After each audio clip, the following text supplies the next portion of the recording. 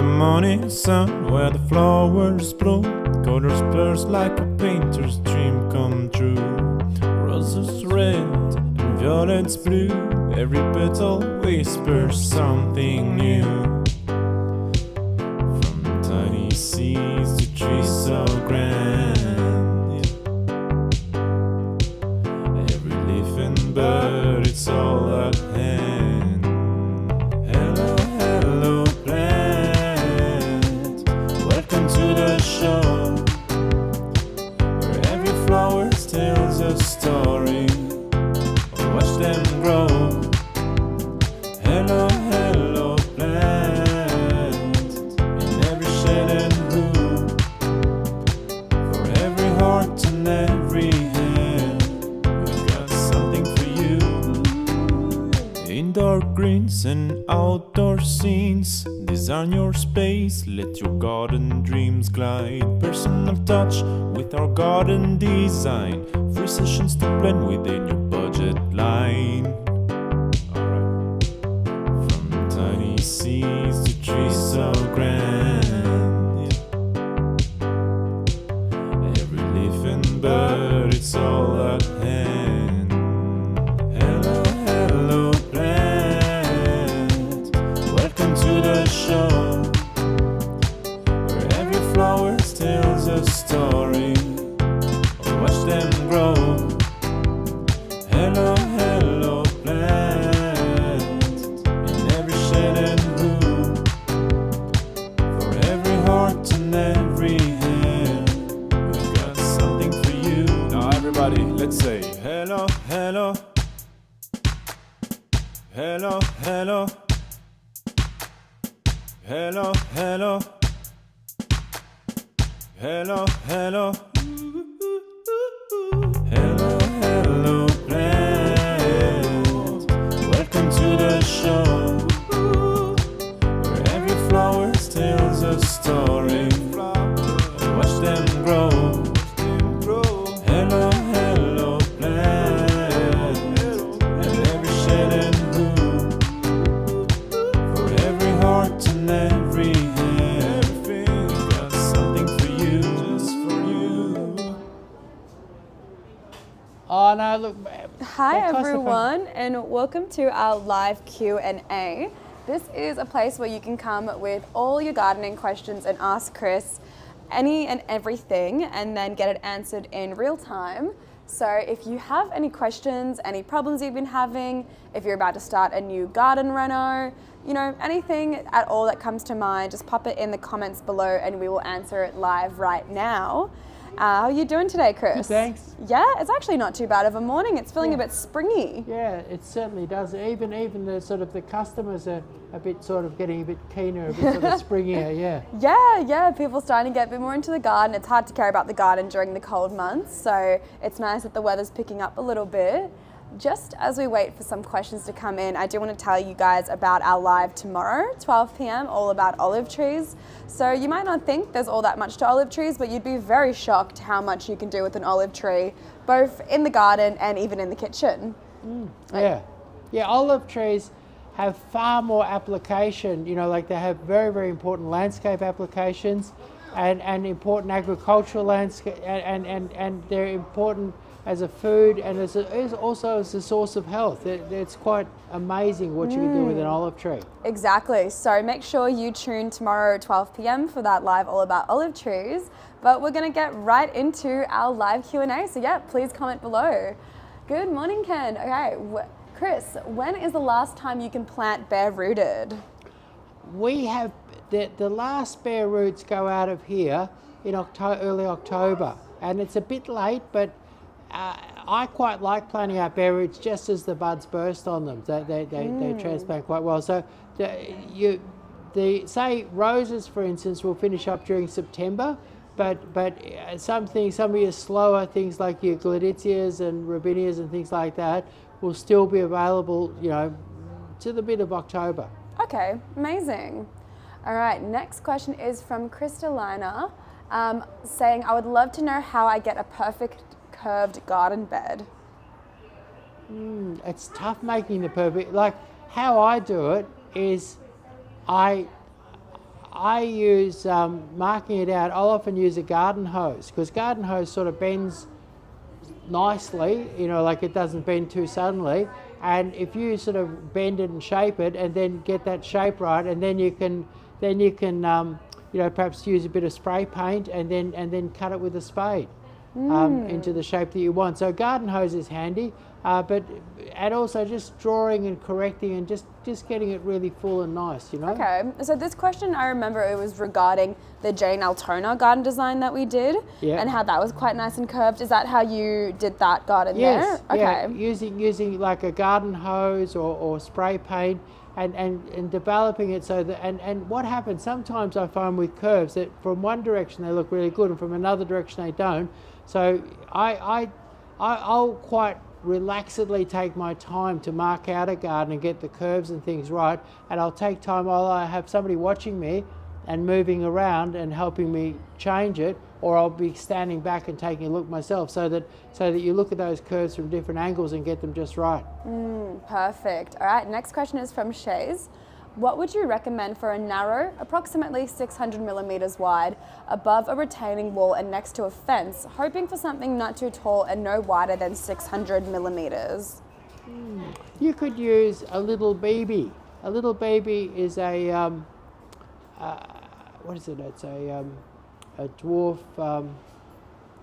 polygala, and so your little baby or your dwarf polygala is terrific for a job like that.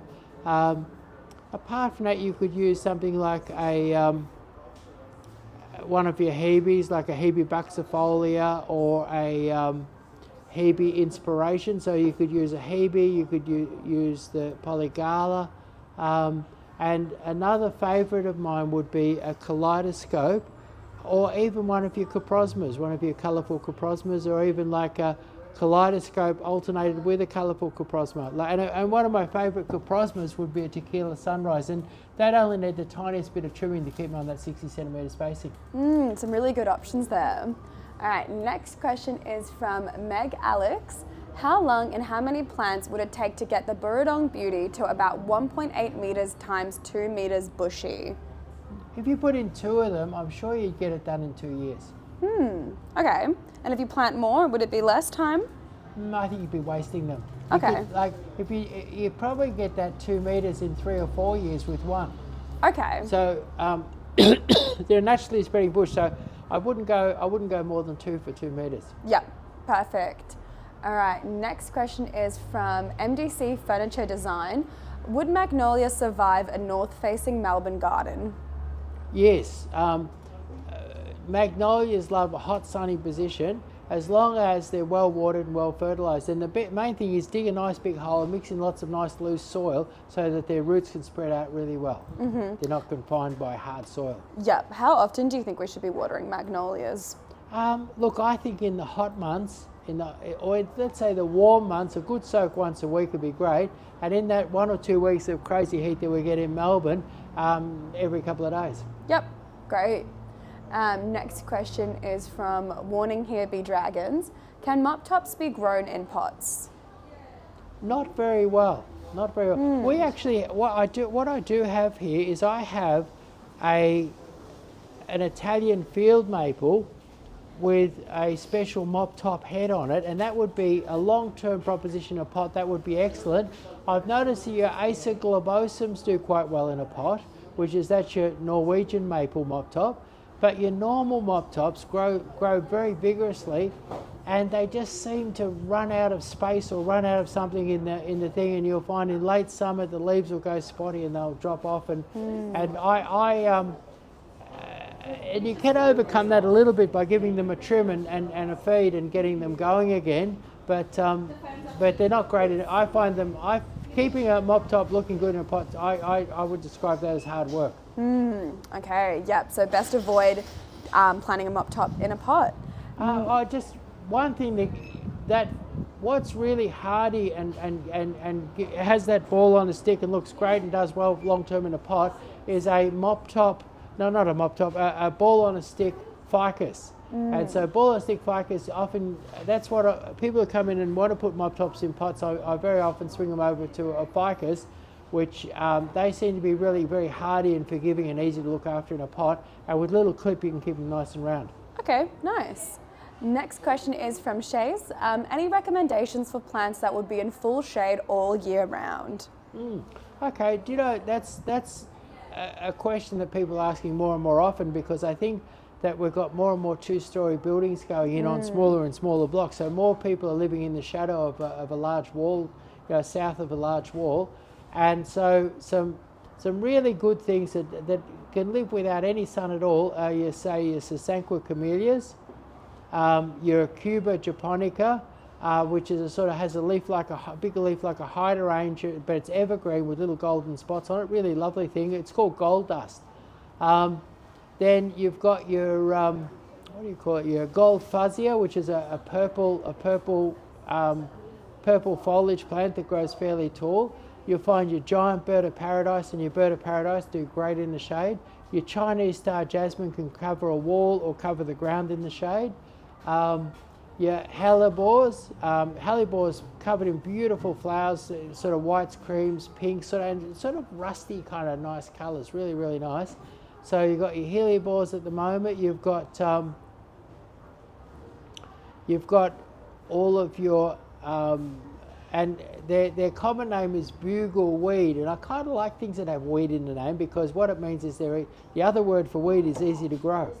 And so when they call it a bugle weed, it means bugle, easy to grow, and will thrive. And and your bugle weeds, or a juga as they're more properly called,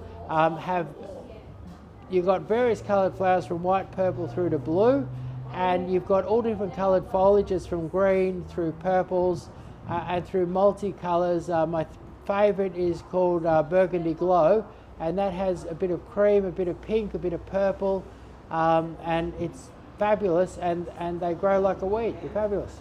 Yeah, very, very pretty. And of course, the other one is Clivia, and I love the slightly expensive, little bit rare, golden or cream Clivias. They're beautiful. Okay, and we actually do have an article on our website. I think it's like top 10 best plants for a shady area or something like that. If you just go to Chris's blog, there's a search function. You can just search up shade, and you'll find your way to that article, and you can have like an in-depth read about all of those plants. And we did actually do a video that went up recently about sweet violet, and that was in quite a deep shady area. Yeah, well, your violets love the shade, and we've got a video out right now all about a violet lawn planted on the south wall planted down below the south wall of a building, so that it's completely in the 100% shade. A big two-story building, and a lovely lawn of fragrant violets. Beautiful. Yeah, exactly. So don't feel like you are short on options there, Shays. You have definitely a lot of things you can do there in that shady area, and all of those plants look really beautiful. All right, next question is Ken. What is your personal quintessential flower to grow in a garden and use inside a home/event? A cut flower? I think quintessential flower to grow in a garden. I'm not sure, do you mean like a cut flower, Ken, or just like a type of flower to grow in the garden? I've got a feeling he might mean a cut flower. And there's so many really wonderful cut flowers, but let me see.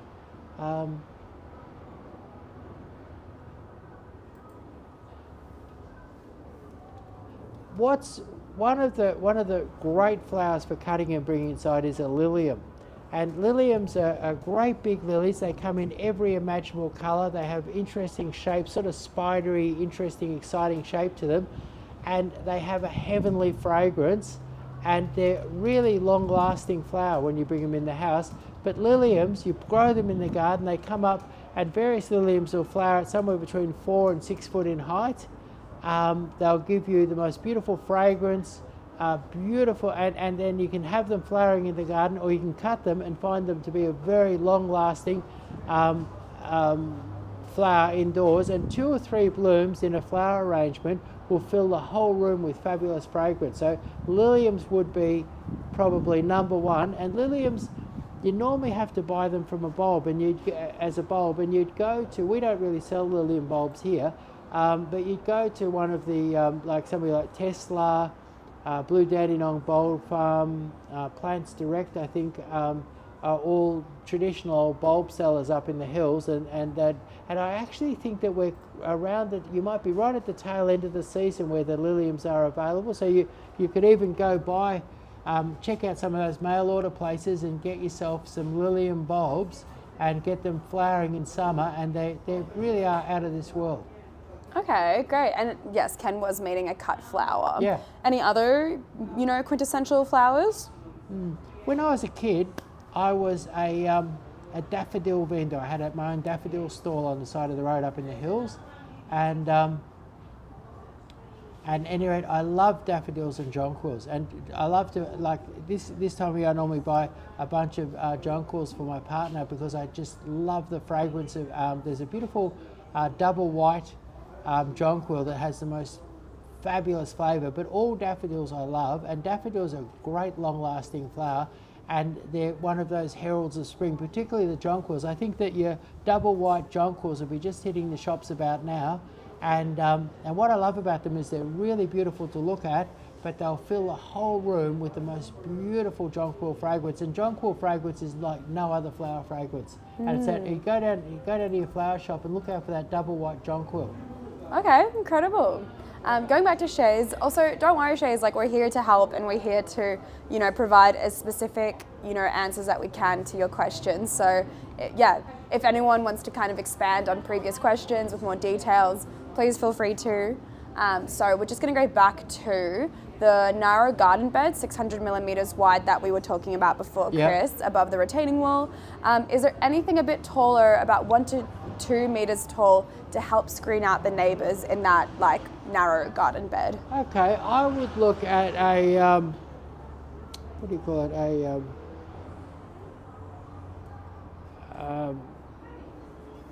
a medium-sized, what do you call it, it's a,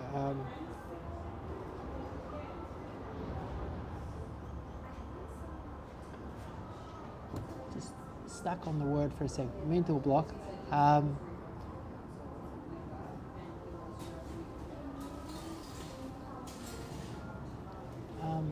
What is it? I've got it just out there. It's a white Escallonia. So Escallonia ovei, and Escallonia ovei could be kept happily at 1.2, 1.3. And what I love about Escallonia ovei is it's beautiful dark green glossy foliage, really hardy. Need a tiny trim to keep it at 60 centimeters in width. Do 1.4, 1.5 meters. And what it does, beautiful dark green foliage, and then it'll have, the white flowers start early September, and you'll have right through all the warm months, you'll have wave after wave of white flowers set in beautiful dark green foliage, and very, very hardy for a situation like that. Okay, perfect. And there are a couple of other Escallonias. There's a nice pale pink one called Apple Blossom, which is slightly shorter, maybe a 1.2 meter hedge. Okay, amazing. All right, next question is from 384. Can I grow hyacinth in a pot inside next to a kitchen window? Because when they try and grow it outside, things eat them. Okay, so hyacinths are great to flower inside, and then once they've flowered, put them outside and maybe use a bit of snail bait or something like that. But so hyacinths, bring them indoors. They're heavenly. I know I've been talking about fragrance, but hyacinths, the great thing about the hyacinths is the fragrance. And in my flower vending days, I used to sell hyacinths and daffodils, and I love hyacinths. Beautiful colours. And what they do, as they start to emerge, I'd bring them in, put them on the kitchen windowsill or something like that, let them flower, enjoy them, then get them out in the sun so that they can soak up some of the sun's energy and get organised for their next year's flowers. So that then you're not going to do well with them the following year if you keep them indoors after the flowering. And if things have a little nibble on them after they go out, after they finish flowering, who cares? Perfect. Sounds good. All right, next question is from Ken. Where is the best sun to grow a veggie patch? I was under the impression anywhere with full sun. Pretty much. What you want is you want hot sun, and you want good soil. But even if you've got the world's worst soil, if you add plenty of compost and organic material and a bit of good soil and break it up and work on it, you could take the worst spot in the world and turn it, and sun's the one thing that you can't do without, but don't care about your soil, because your soil you can fix it, but look for that full hot sun. Yeah, great. Next question is from this Leah. Can I transplant or move plants now, or do I wait for spring? I need to move Billy Buttons and Gowras. I reckon now would be the time. Move them with a nice little root ball and you'll be fine. Okay, cool. Yeah, just keep the questions coming. Yeah, a little ball of earth and roots, and a nice generous ball of earth and roots, and they won't even know they've been shifted. Yeah. I'm kind of curious, I have my own actual question, just thinking about Ken's question. If you want to start growing your own food, where do you think you should start? Like, what fruit or vegetable do you think is easiest to start with? What you've got to do is look at the seasons. Like right now you could be planting out broccoli. Well, you've got to think about what you want to eat, but broccoli, spinach, probably the most productive vegetable. My dad used to grow miles of it. My dad was funny. What he did was he made a vegetable garden. We had a few acres of land, and he made a vegetable garden with 50-metre long beds. Now the average family with 50-metre long beds, and I remember he planted a 50-metre long bed of silver beet, which would have been enough to feed a whole town. And so every night we had silver beet. But silver beet is one of your most productive, and I'm sure it's very, very healthy, but silver beet is very, very productive vegetable. And what we end up doing was we end up chopping most of that silver beet off and feeding it to the cow. But and the cow loved it too. So, but I think right now it's silver beet, it's spinach, it's broccoli, it's cauliflowers, and I think right now one of my favourite vegetables, and it's a hard one to get right now, I reckon you should be planting broad beans. Okay. Broad beans sort of come on mid to late spring, but I think you've got to get them in right now. So really look at what's in the seasons, and I think one thing, I haven't got a veggie garden these days, but when I did used to have a vegetable garden, I'd plant something in between the others. And like often what I do, say something slow, say you're planting something like a sprouts or something like that. What I do is just to utilise that nice fertilised, dug up bit of ground, I whack a lettuce in between. So I'm very much into putting fast vegetables between my slow vegetables. Nice. And getting some extra production and utilising that dug up ground area. So I work out what's slow and what's fast. The fastest vegetable, and what got me interested in growing plants, was I saved up and bought a packet of radish seed when I was a kid, and what's fantastic about radish is once the weather warms up, and it's a great way to get a child started on growing things, you can be eating your radishes within 5 or 6 weeks of planting the seed in warm weather. And that kind of got me going, because things that, like even 6 weeks is forever when you're a small child. And so things that take 6 months to grow, a child can very easily lose interest. So the sort of things that caught my eye when I was a kid were sunflowers and radishes. Okay, perfect. Thanks for that. Ken was just asking, I think it was broad bean that you were talking about? Okay. Like B-R-O-A-D? Yeah, broad. Yeah, okay. Broad bean. And they're those beautiful, big, really tasty, rich, tasty beans. I remember when I was a kid, my mum used to have to whack me to get them to eat them, but now I love them. And a well-cooked broad bean, there's almost nothing nicer than it. A very interesting, rich flavour. And I noticed that Italian people seem to love them, and you often see, even in the front yards of some, where Italians live, often in the front yards you'll see great big 5 or 6 foot broad beans covered in great big thick pot. Yeah. Huh, amazing. All right, we're going to move on to the next question from Ashley Smith. How can I encourage growth on my weeping cherry? Bought one from you guys and it's growing more branches on one side than the other, and I'd like to even it out. Do you know, if you haven't had it in for very long, it's not very old, I'd nearly dig it up and put the bald side towards the sun. And because the sun attracts the branches, and you've already got a lot of branches on one side, and that can be a problem with a cherry. And that's if it hadn't been in for very long, I would do that. And then apart from that, a lot of people would say, cut it back hard, and I say, hell no. I say, get it, cultivate all around it. Like I'd be tempted to turn it around if it hadn't been in for a long time. Like if it's only been there for a year, I'd dig it up and turn it around and face that bald side right towards where the hot sun's travelling past. And then the other thing that I would do is I wouldn't cut it back. I'd let it grow, and what happens with a really good, strong, healthy cherry will shoot out branches everywhere. And so what I do is I'd cultivate around it, I would fertilise it well, I would water it well this summer, I would get it hopping, and once it's hopping it'll grow branches everywhere.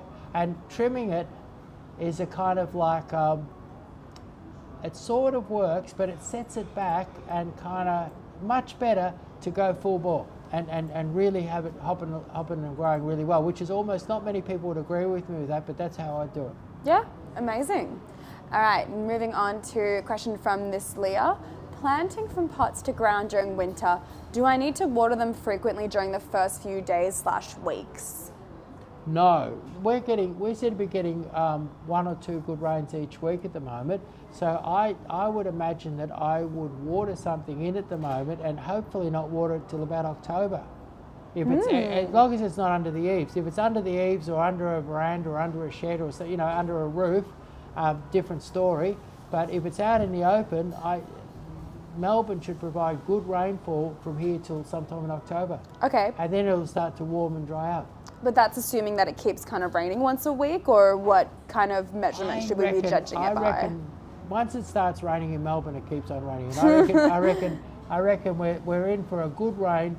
You might pick up a couple of weeks of dry in September, but I doubt it. And say you did pick up 2 warm weeks in September that were dry, then you might water once or twice then. But pretty much the most likely thing in Melbourne is a good rain every once or twice a week, and that good rain once or twice a week, anything that's out in that weather is going to be kept moist enough if you give it a water in when you plant it, and that's it. Yeah. Okay. Incredible. And then from Ken, avocados apparently take 10 hours. Is there a faster fruiting avocado breed? And I also want to tack on, have we heard anything about the dwarf avocado tree, Chris? What's this? Ken Curls, thank you. Avocados take 10 years. I think you mentioned years. Okay. 10 hours. I was also confused, but I'd like to get hold of one of those 10-hour avocados. Me too, actually. That's fine. Sorry, Ken. I probably should have picked up on that. Okay. So years. Oh my God. So I'll kind of correct that or unravel that a little bit. What it is, if you grow an avocado from seed, it will take around 10 years to produce fruit, and the problem with that is that the seedlings could produce fruit that are not particularly good. The pips could be giant and the fruit could be tiny. They could be fabulous too. It's a bit like going and buying a TATS ticket growing a seedling avocado because you don't know what you're going to get. You might get a little bit of fruit, you might get a lot of fruit, you might get big fruit, small fruit, may not taste that good. And all the avocados with names, like a Hass avocado, are the result of breeding and selection and massive selection. People have planted, people have tried. There's been tens of thousands of seedlings and hybridizations and all sorts of things done by lots of very gifted people, and then they've created varieties like Hass and Bacon and the various different avocados that are on the market, and those avocados are now produced by grafting. And so a grafted avocado, a little bit expensive. I think they start here at about $60. I might have some big ones on special at the moment, but a little bit expensive compared to other fruit trees normally. But your grafted avocado is your answer, because your grafted avocado will produce fruit in 2 to 3 years, because the piece that they've grafted onto the seedling is sexually mature. So you're not going through that long wait for sexual maturity. It just sort of has to get itself together enough to produce some fruit. So you only look at 2 or 3 years with a grafted avocado, and a seedling avocado 10 years. And the thing is that if you wait that 10 years, you may not be happy with what you get. So really, if you lived in Queensland, you had acres of land, you might throw seedling avocados here and there and see what happens. But in Melbourne, if you've got just a house block and you only got room for one avocado, don't waste your time with a seedling. Plant a good grafted tree, one of the ones that are known to fruit in our cooler climate, like a Hass or a Bacon. and enjoy the fruits in a couple of years. Nice. And do we have any updates on our dwarf avocado tree? Haven't come across one yet. I don't know if they're around. All right, awesome. No worries at all, Ken. Thanks for coming to our lives and asking your questions. So we are going to wrap up. I think I'm going to only ask maybe 1 or 2 more questions. So if you do have any questions, get them in right now. And if you don't worry, we do this every single Monday at 12 p.m. We're on Facebook, Instagram, X, and YouTube. So we do this every Monday, and if you don't have your questions answered here, you can just come to our next Monday, or you can of course call us up, email us, whatever you please. All right, let's see. I think this is going to be our last question, unless anyone gets in something now. Here from this Leah. I divided and moved my fountain grasses a few months ago. How do I know they're still alive? All leaves are brown at the moment. Yeah, that was a bad time to do it. Trick is, I once divided and moved them and chopped the dead grass off the top, and that was terrible. They just died completely. And but basically, once your fountain grass starts to die back, I assume we're talking about red fountain grass, because red fountain grass is the one that dies off badly in the winter. With your red fountain grass, as soon as it starts to die back in autumn, it's a bad time to touch it, and right through the winter it's quite sensitive, and the odd fountain grass won't even make it through the winter. You're best to give your fountain grass a bit of fertilizer in the autumn and a bit of water, get as much growth as you can out of it, and then leave it alone. And then the time to divide it is when you see those first red shoots appearing. Now leave the dead leaves on, like the dead leaves protect it against cold and frost. Cut those dead leaves off and you can lose the whole plant. So leave your dead leaves on, and there's something there is a slight aesthetic beauty in the dead leaf over the cut off stem. Like it's a little bit better looking. So put up with that, and then once you start seeing, it'll be late September, you'll start to see some little red, or it might be early October depending on the weather, but late September, early October, you'll start to see some little red shoots appearing amongst the dead leaves on your dwarf red fountain grass. And once you see those shoots, then dig it up, chop it up, move it, and you'll be in business. So that's the time to do it. So midwinter, you're taking a big risk. I'd buy a tat sticker if they throw shoots in spring. Okay. Is there anything that Leah can do right now to try and save her fountain grass? If you dug it up and put it in the house in warmth, it would be your best shot. If you put it on the windowsill in the kitchen or something like that, pick a nice warm sunny spot in the house and warm it up. And that would be your only hope of saving it. But it's been a cold winter, and you can lose them if you treat them wrong. And I know, because I've lost plenty of them. Oh, okay. And I've treated them wrong, and I found out how to treat them wrong. Well, hopefully, Leah, you can bring your fountain grasses back to life. Last question, and then we're going to wrap up for today, is from Ken. Can you plant grafted avocado in a pot to keep them small, since there's no dwarf avocado yet? Yes. Okay. And do they do fine in the pot? I'd use a biggish pot. And I would, and you trim them a little bit, and maybe you'd, repot them every couple of years. But yeah, pot for an avocado seems to do well in a pot, and have that pot in a warm, sunny spot. Okay, sounds like a pretty good solution considering how expensive avocados are in store. Yeah. All right, awesome. We're going to wrap it up there. Thank you everyone for coming and participating, for asking your questions. You are our community of gardeners, and we obviously could not, keep this going without you guys here, and so we do really appreciate it. And we would love it if you could share news about this live that we do. We really want to help as many people as we can. We want to make gardening as accessible as possible, and just have everyone have thriving, beautiful gardens and not have to work really, really hard for it, because it shouldn't be that complicated. And we do, as I said at the start of the live, if you weren't here, I'll mention it again. We got a live tomorrow, 12 p.m, all about olive trees. You would be quite surprised how much you could do with olive trees. So it's definitely worth heading to that live if you can. If not, we will post an article about it. There is one already up. Something about you'll be obsessed with olive trees after reading this. So go check that out if you can't come to the live. And yeah, we'll wrap it up there. Thanks everyone for coming. Thank you.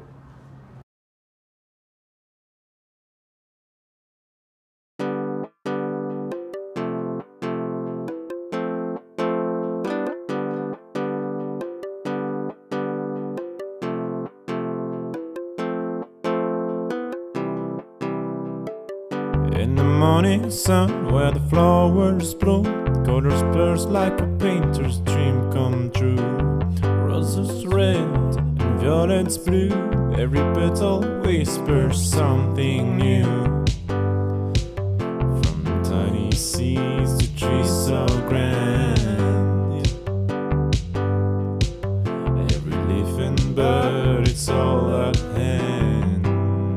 Hello, hello plant, welcome to the show, where every flower tells a story.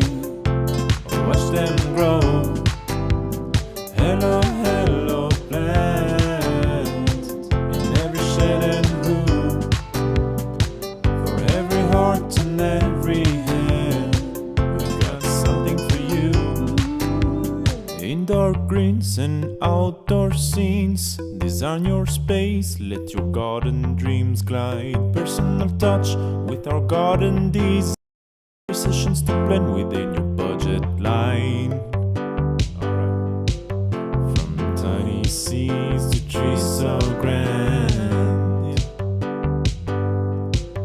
every leaf and bird, it's all at hand. Hello, hello plant, welcome to the show, where every flower tells a story. Watch them grow. Hello, hello plant, in every shade and hue, for every heart and every hand, we've got something for you. Now everybody, let's say hello, hello, hello, hello, hello, hello, hello, hello.